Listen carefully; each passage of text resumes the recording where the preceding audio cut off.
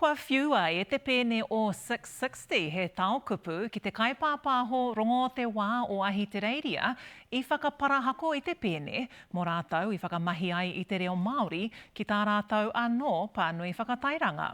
Ko tā te kai whakataki o Sky News, ko tā Rowan Dean, i reo Māori katoa te whakatairanga, ka hore hoki he kupu Pākehā kotahi. Nāna hoki te ki e pei ana te reo Māori ki runga ki te iwi whānui, o tira e whakaturehia ana hei reo me mātua ako.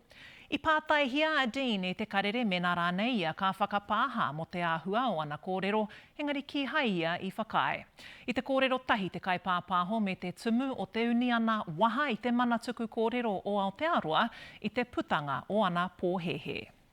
In New Zealand at the moment, there's been a big push to be more inclusive of the Maori language, the so-called iwi, the different tribes. There's a lot of new language coming in. I'm going to show you this poster. Here's a poster for a pop group which was sent to me called 6060, 660 or whatever. It's all in Maori. There's not a word of English anywhere in there. It's all in Maori.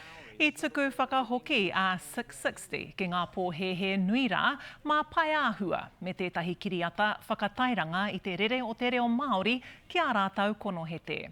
Hei tā te pēne, ko te whai, ko te whakakotahi mai i te marea, ahatia te reo, ka rere.